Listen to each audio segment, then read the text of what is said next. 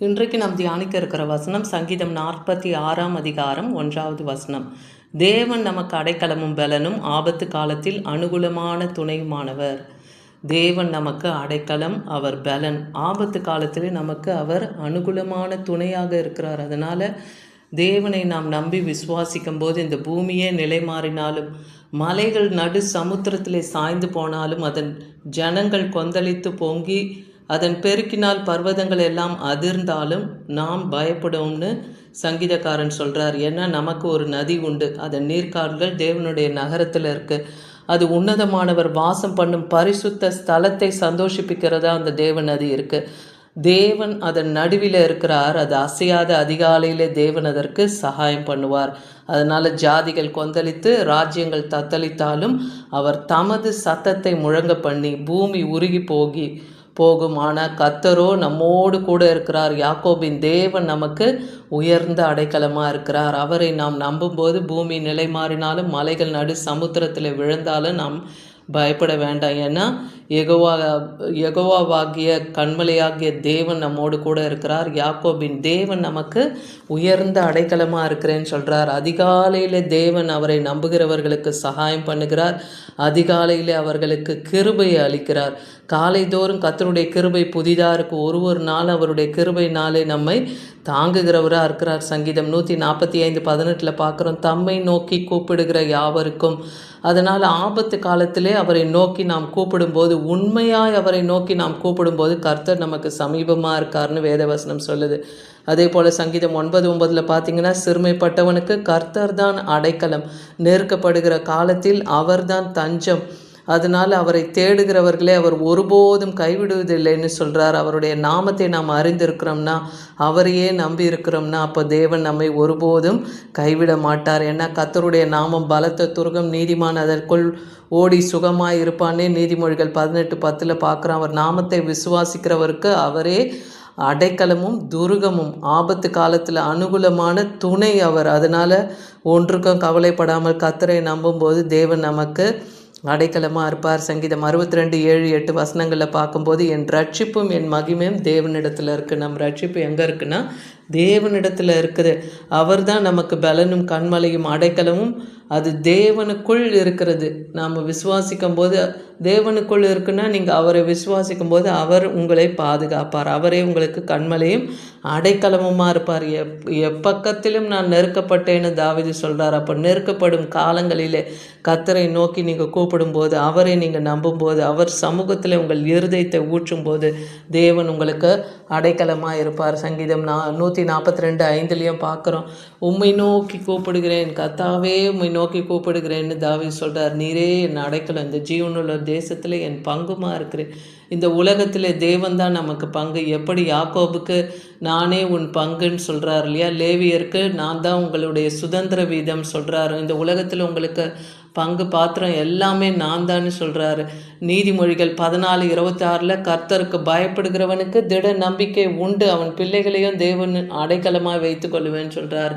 அப்போ கர்த்தருக்கு நாம் பயந்து நடக்கும்போது நம் பிள்ளைகளையும் தேவன் ஆதரிப்பார். உபாகம் 4:7 சொல்லுது, கர்த்தரை நாம் தொழுது கொள்ளுகிற போதெல்லாம் அவர் நமக்கு சமீபமாய் வருகிறார்னு எழுதியிருக்கு. அப்போ அவர் சமீபமாய் வர நம்ம பெற்றுக்கொண்டு இருக்கிறோம். இந்த பாக்கியத்தை பெற்றுக்கொண்டு இருக்கிற இந்த ஜாதி கர்த்தராலே ஆசீர்வதிக்கப்பட்டு இருக்கு இல்லையா. அவரை தொழுது கொள்ளுகிற போதெல்லாம் அவர் நமக்கு சமீபிக்கிறார். அவரை தேடுங்க, அப்பொழுது அவரை நீங்கள் கண்டடைய முடியும். ஏன்னா தேவன் நமக்காக வைக்கப்பட்டு இருக்கிற அந்த நம்பிக்கையை நாம் பற்றி கொள்ளும்படி எபிரேயர் 6:18 சொல்கிறார், நாம் அடைக்கலமாய் ஓடி வந்த நமக்கு 2 மாறாத விசேஷங்களினால் நிறைந்த ஆறுதல் உண்டாகும்படி எவ்வளவேனும் பொய்யுரையாத தேவன் அப்படி செய்வார். அந்த 2 விசேஷங்கள் என்ன? நாம் எதை நம்பி தேவனிடத்தில் வரோம்னா, அவர் நமக்கு அளித்திருக்கிற வாக்கு தத்தங்கள் நிறைவேறத்தக்கதாக அவர் நமக்கு அளித்திருக்கிற அந்த உத்தரவாதம், அந்த நம்பிக்கை, அந்த வாக்குறுதி, அவர் ஆணையிட்டு நமக்கு கொடுத்திருக்கிற அந்த வாக்கு தத்தத்தை நமக்கு நிறைவேற்றுவார். இந்த 2 மாறாத விசேஷங்களை நமக்கு கொடுத்திருக்கிறதுனால அவரிடத்துல நமக்கு நிறைந்த ஆறுதல் உண்டு. எப்படி இதை சொல்லலாம்? சங்கீதம் 91:1 உன்னதமானவர் மறைவில் இருக்கிறவன் சர்வ வல்லவருடைய நிழலில் தங்குவான்னே வேதவசனம் சொல்லுது இல்லையா. அவருடைய மறைவிலே நமக்கு அடைக்கலம் உண்டு. அவர் தான் நமக்கு அடைக்கலமும் கோட்டையும் துர்கமுமா இருக்கிறார். நாம் நம்பி இருக்கிற தேவன் அவர் தான். ஆபத்து காலத்தில் அவர் நோக்கி கூப்பிடும்போது அவர் நமக்கு சமீபமாக இருவார்.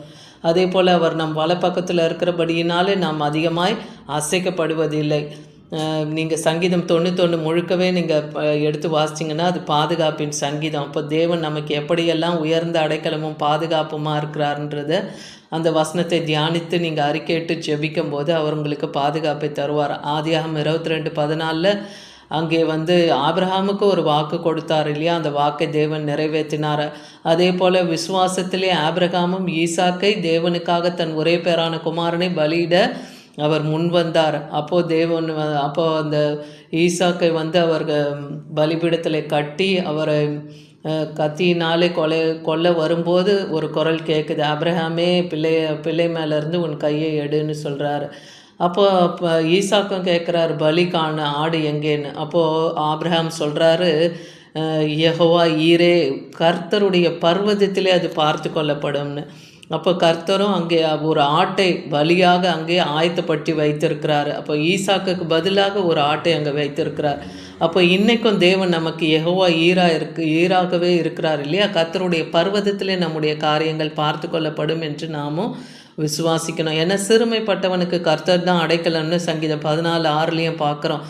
ஏன்னா அவருடைய ஆலோசனையை அவர்கள் சிறுமைப்பட்டவனுக்கு கர்த்தர் அடைக்கலம் என்பதை அவங்க அறியாவது இருக்கிறவர்களுக்கு அவருடைய ஆலோசனை கூட அவர்கள் அலட்சியம் பண்ணினார்கள்னு வேதவசனம் சொல்லுது. அதனால் அவர் நமக்கு அஸ்திபாரம் பரிசுத்த பர்வதமாய் அவருக்கு நமக்கு இருக்கிறார்னு சங்கீதம் 87:1 பார்க்குறேன். 85:1 அவர் உமது தேசத்தின் மேல் பிரியம் வைத்து யாக்கோபின் சிறையிருப்பை அவர் திருப்பினார்னு பார்க்குறோம். கர்த்தர் யாக்கோபின் சிறையிருப்பை திருப்பினார்.